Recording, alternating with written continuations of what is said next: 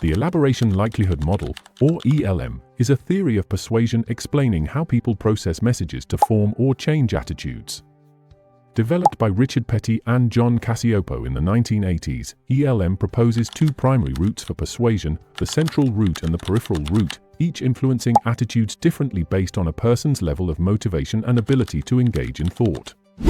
The central route is used when individuals are highly motivated to think critically about a message, often due to personal relevance. This route requires cognitive effort, leading people to scrutinize the arguments, logic, and evidence presented.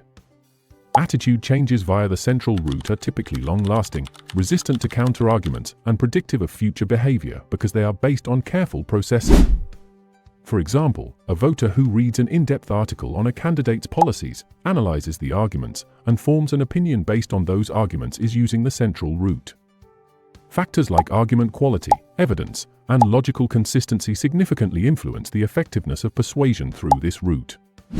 In contrast, the peripheral route is used when motivation or ability to process information is low. Here, people rely on cues outside the core message, such as a speaker's attractiveness, credibility, or the emotions they elicit, rather than the content's actual quality. Attitude changes through the peripheral route tend to be temporary and more susceptible to change, as they are not based on detailed analysis. A person might vote for a candidate simply because of their charisma or endorsements by celebrities, engaging minimally with the candidate's actual policies. ELM suggests that people are not strictly central or peripheral processors, but vary along a continuum based on situational and personal factors. Motivation to engage in central processing can stem from personal relevance, a need for cognition, or the enjoyment of thinking deeply, and even perceived responsibility for decision outcomes. For instance, when a health campaign targets young people about smoking risks, those who feel personally impacted by the message, for example, having a relative affected by smoking, are more likely to process the message centrally. Those with low motivation may process the same message peripherally, focusing on elements like an appealing spokesperson.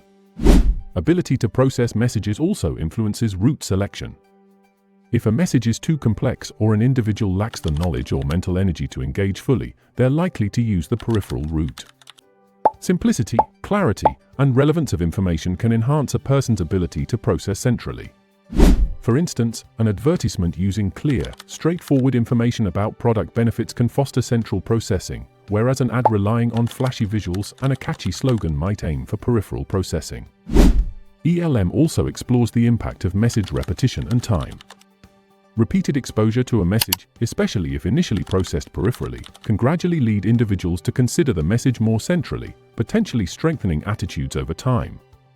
Furthermore, the nature of the source affects persuasion. Credible, trustworthy sources enhance both central and peripheral processing, though credibility impacts peripheral processing more when motivation and ability are low.